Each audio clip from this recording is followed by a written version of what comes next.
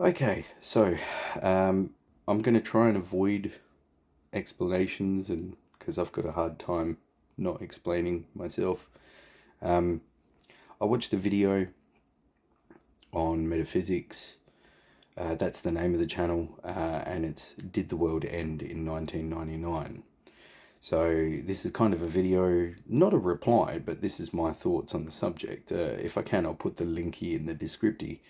Um, But yeah, normally I get a lot of opinions on things, and I think I'll do a long form video and explain it, make it look nice, yada yada yada. It never happens. I don't have time to do that these days. So I'm just gonna, if I feel the need, I'll put the video up, because I'll forget, and yeah. So this is my already 53 minutes in, and we're not into the meat of it.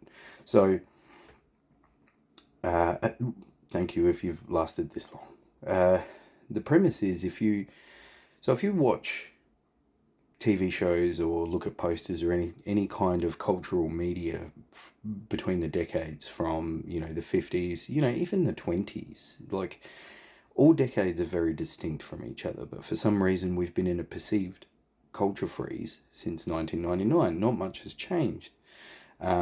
So the video goes into, did the world end in 1999? And then comes, goes through a few interesting theories, the Mandela effect and yada, yada, yada. Yeah. So my thoughts on why there's been a perceived culture freeze would be because of innovation. Now, we've come to the point now where clothes are basically as good as they're going to get. There's no new materials. There's no, like, oh, we've invented polyester or, things like that. Now, don't, I'm using this as a non-real example, but just to give you the gist of how things work, like Pyrex, Tupperware, things like these that were innovative and not seen before, and then marketing groups who have marketed this for normal consumer um, culture, basically, for the consumer whores like you and me. So when the 1999 came about, there was a lot of technological leaps and jumps. So what's actually happened is all the innovation really has gone into convenience and technology. So we've got bigger phones, smaller phones, more cameras, less cameras, all of the changes to do with fashion, um, all that kind of stuff is mainly focused on the technology and convenience, because that is where the consumerism is right now, and that's what's being fueled. The technological jumps, most of the, I guess, the innovations, the real big technological innovations are happening for specific industries. So not to do with consumer culture, because consumer culture really is based around, oh, now we can get streaming. So, that was the change. Now we can stream at our convenience things inside of our home. So the devices that we use to watch on there, that's what's important to us. Whereas back in the day, there was, say, this, I ran past my other half, and she said, yeah, but what about phones and yada yada? But yes, the technological change was in the phone, but the process hasn't changed. The kids are still on the phone to their friends all the time, but rather than ringing them from the wall on the phone, they're texting them on did I say the wall on the phone? The phone on the wall. They're texting them now from the device in their pockets. So we've hit the peak of, yes, this is convenient. This is where it's going to go at this stage. So there's really been not much change since then, because, we like to be in contact with people. Internet's also a part of it. The internet has kind of connected us all so we can discuss. So, um, you know, some of the traditional ways are fleeting from particular cultures, but still the Western culture mainly hasn't changed since 1999. And that, you know, like I forgot where I was going with that one. I've lost my spot. So, the shirts and all that kind of stuff, all those, the fashion changes and whatnot. Like, if you look at the fashion, like fashion shows, they've never really, to be honest, pushed fashion changes that much. I mean, they look ridiculous, but the reason they look ridiculous is they're emphasizing, certain forms and functions of whatever, of your clothing. But we've kind of hit a peak where, it's comfortable, it's practical, that's what we're going to wear. So the fashion changes really only drop back to, oh, I want to wear something that looks 90s, or I like my baggy pants, or we're going to go with tight jeans today, or whatever, those kinds of things. So it really is a mishmash of older fashion styles at the time. And the reason being is because now we've kind of just put all of our attention into the convenience and technology. Now, I'm not saying this is changing the not changing the culture. It is changing the culture in a different way. It's just a lot of the innovation, as I said, is not in Tupperware, it's not in Pyrex, it's not in your normal consumer items, apart from technology, streaming services, convenient devices, earpods, then, you've got your cords, now it's all wireless, that's where the innovation is going, and that's what's where the changes are. The visible changes is the technology. So if you were to watch, I guess, something from 2013 or whatever, the only real difference, would be the technology that's used. That's the only thing that really gives away the decade. Sorry, I burped. But it is changing a culture in a different way. The culture is changing, and I think it's affecting a lot of things for the worse. And that would be, kids are no longer going out that much. They're not so active as they used to be. Things like the toys that used to, like I saw a YouTube video with one of these balancing toys, and they're like, how do you think this works? And it's like, well, when I was a kid, my grandparents had something like that, so I learnt about the center of gravity, playing with that toy. The kids these days would not have that, because the entertainment, the education, and the learning is basically on the device. And what this is doing is, changing the culture to be more of an indoors and technologically orientated. I mean, I'm not saying anything really new. It's kind of an observation. Some people may not have considered that this is the reason we're in a perceived culture freeze. But then, that will change because the kids aren't going out, and, they're not learning to swim. I mean, I just heard a statistic from here in Australia where 60 odd % plus of kids don't know how to swim. We're Australia. We were a nation of swimmers because we got to watch out for riptides and, dangerous animals and all kinds of things. That was the thing. I learned how to swim in school. There is other various reasons like demographic changes and things like that, for, those kinds of results. But the Australian culture has definitely changed in a big way, especially over the last 30, 40 years. So there was another thing I was going to bring up around that. So, I also believe that this affects the entertainment. So the delivery of entertainment's not only changed, it's the style of entertainment that's delivered as well. Some old movies, go and watch an 80s movie, a 70s movie, some of them don't tie up the loose ends. They don't supply an explanation as to X, Y, and Z. That's up to the viewer in some cases. Not everything needs to be believable.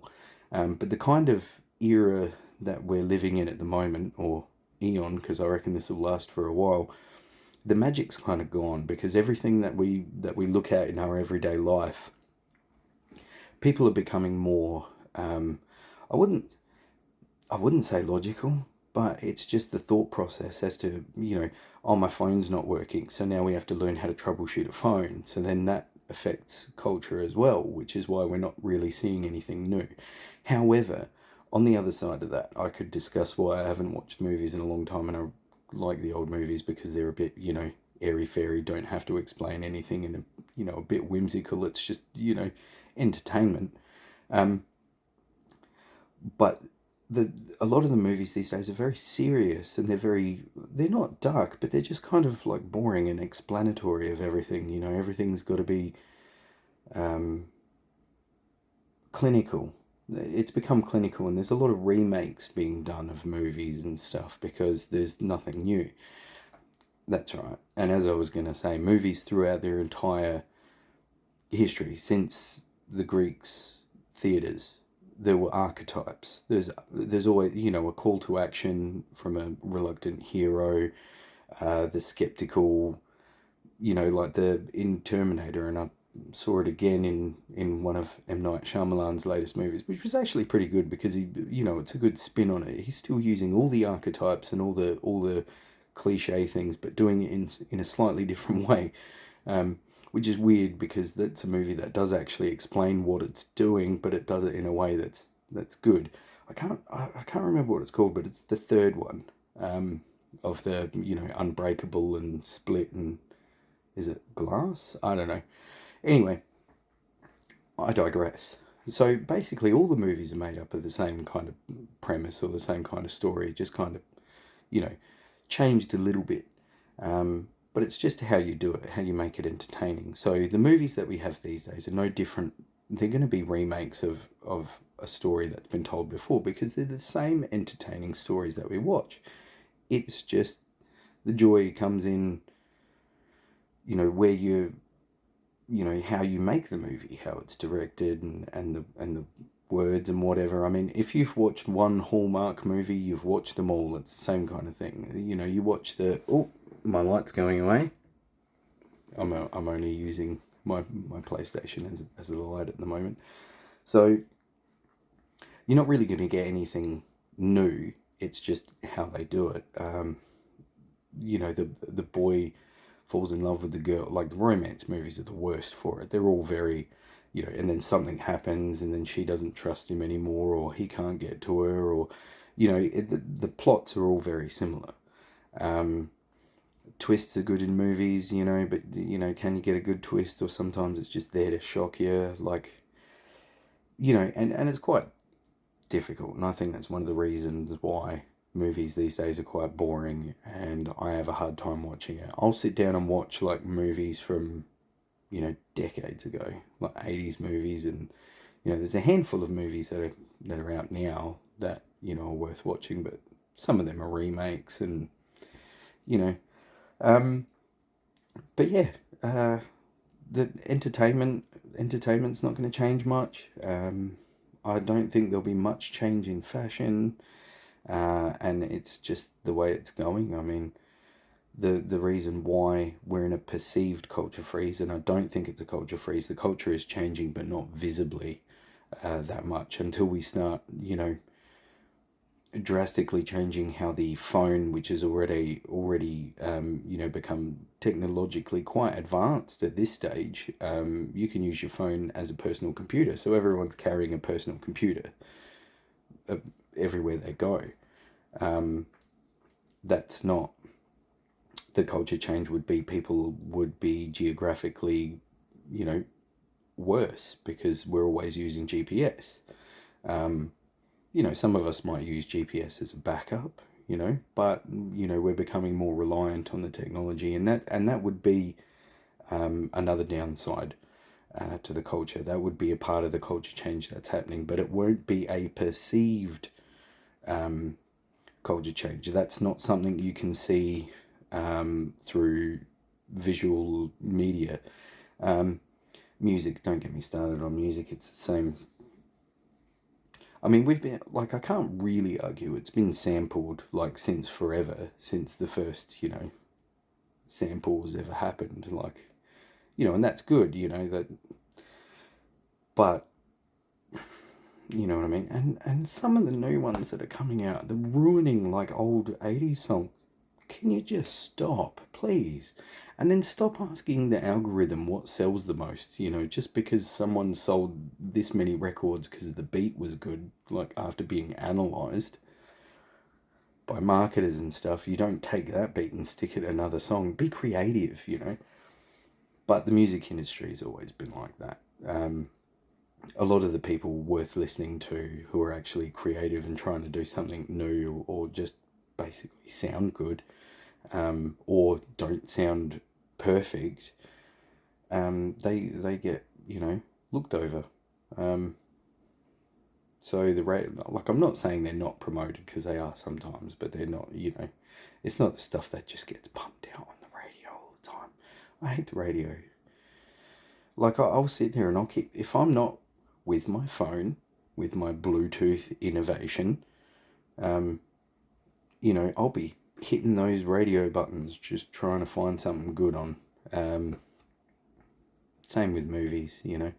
But again, to recap, the reason why we're in a perceived culture freeze is because the technological advancements are no longer practical and pragmatic like they used to be.